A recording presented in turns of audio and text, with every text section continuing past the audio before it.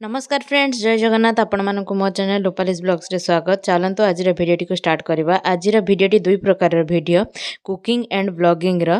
तो चलंतु मु आपण मानक देखौची भिडियोटी।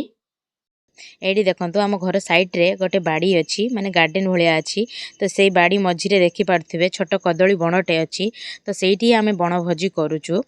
तो समस्त सेठी अछंती। चलंतु मु आपण मानक देखौची। ये देखंतु समस्त एठी अछंती। तो किछि हमर बनभोजी रे मेंबर आछंती, किछि आसी नांती। मो भौणी माने आसी नांती, आसीबार अछि। तो फास्ट ये देखंतु भाई आ गोटे भौणी बसछि। तो हमर रिधि मामा भी एठी बसछि। तो एठी माटी काठ चुली रे मु प्रिपरेशन सब बनभोजी रे एठी करछि। तो ये देखंतु मु कदली बनटी आपण मानकु टिके देखै दउछि केते सुंदर हेइछि। आमे हठात माने बनभोजी रे हमर प्लानिंग हेइथिला। तो एठी देखंतु मु प्याज आ आलू को फास्ट काटी नउछि। अदा रसुण पेस्ट मु आगरू बनै रखी। तो ये देखो नेक्स्ट प्रोसेस रे तो मु चुली उपरे गोटे पतीला रखी देइछि। याकू भलो भाबरे गरम कर नेछि। एबे एथिरे मु 300 ml सरिष तेल ऐड करूछि। मु एठी मटन 2.5 kg मटन रांधिबी। तो एठी मु 300 ml सरिष तेल दउछि। एबे तेल गुडी को मु भलो भाबरे गरम करनेबी। तो ये देखंतु तेल हमर भलो भाबरे गरम हे गलानी।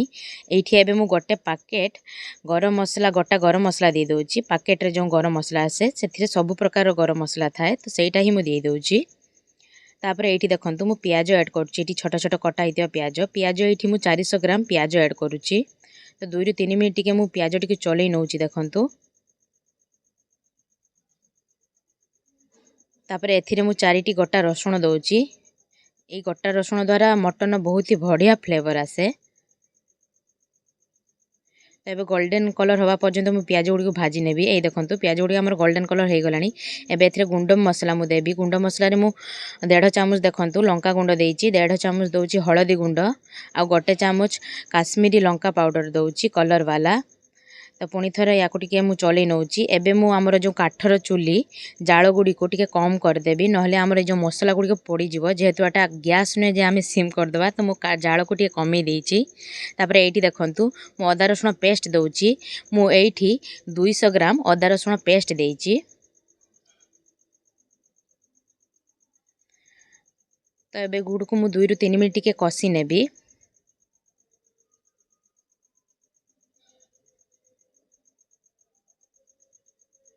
2 ରୁ 3 मिनिट कसी साला परे एबे एथिरे मु धनिया गुंड 2 चामच देबी। तापरे स्वाद अनुसार लूण देई 10 ରୁ 15 मिनिट भलो भाबरे मसला गुडी को कसी नेबी। तो गैस रे बनैया पई बहुत ही सहज थाए। काठर चुली रे बनैया पई टिके टफ थाए। तो जाळटी को टिके देखिया पई पड़े केते कम बेसी करिया पई पड़िबो। तो ये देखबे 10 ରୁ 15 मिनिट मसला गुडी को भलो भाबरे कसी ही गलानी। एबे ई मसला रे मु 2.5 kg मटन ऐड करिवि। मु एथिरे लूण हळदी गुंड किछि भी देइनी, सेमिति ही दउछि।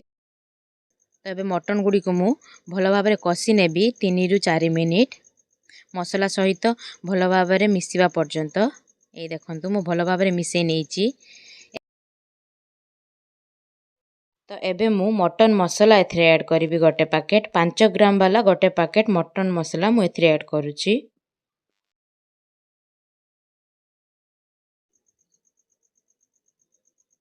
तो पुणी थरे टिके चटुटी को मु चलै नेबी। ए देखंतु 2 ରୁ 3 मिनिट पुणी थरे मु चटुटी को चलै नेइछि। एबे मु हमर जाळ किछि कम करिकि चुलीर मटन गुडी को हमर भलो भाबरे सिजिया पई 20 मिनिट पर्यंत ढांकणा घोड़ेई छाड़ी देबी। तो 20 मिनिट पर एठी देखंतु मु ढांकणा खुली आपण मानकु देखौछि। तो एठी हमर देखंतु मटन एठी हमर 50% हेई आसिलानी। तो एबे एठी मु आलू ऐड करिवि। एठी मु हाफ केजी आलू ऐड करछि। आलू पूरा ऑप्शन अछि, आपण चाहिले देई परिबे, नहले स्किप भी करि परिबे। तो एपटे हमर चिकन मटन आलू पसंद करंती, सेई पई मु देइछि। तो एबे 3 ରୁ 4 मिनिट आलू सह टिके मटन टिके मु कसी नेबी। देखंतु पुणी थरे मु ढांकणा घोड़ेई 20 मिनिट पर्यंत मटन टिकु छाड़ी देबी हवा पई। तो ये देखंतु 20 मिनिट परे मु आपण मानकु ढांकणा खुली देखौछि। एठी मटन हमर 80 ରୁ 90% हेई गलानी।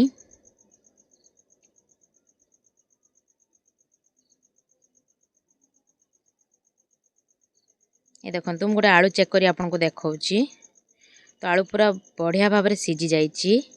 मटन भी ये आमर 80% हो गलानी।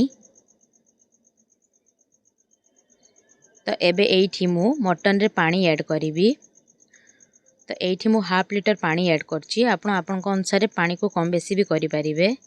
तापर पुणी थरे टिके चटु टिके चले नउची।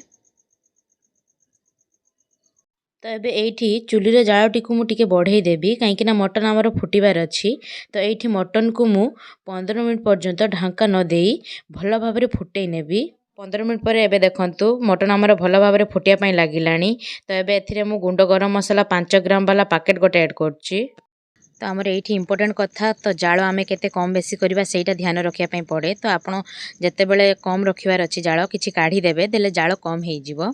तो ये आमर मटन तरकारी होइकी रेडी भजी स्टाइल मटन झोल। तो ये मु गोटे स्पून साहाय्य आपण मानक देखौची। ये देखंतु मटन टी आमर केते डिलीशियस देखा जाउची। तो एबे आम मटन करी होइकी रेडी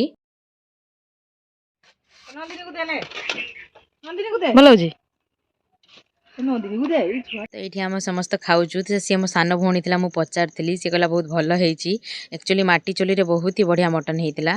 तो आपण मानक जदि वीडियोटी पसंद आसिला लाइक करंतु, सांग मानक सह शेयर करंतु, चैनल रे न्यू थिले प्लीज सब्सक्राइब करनियंतु। आ कौन भले लागिला भजी स्टाइल मटन आलू झोल तो सेटा मते कमेंट रे निश्चय जणेबे। आज पई एतिकी रहुची, नमस्कार।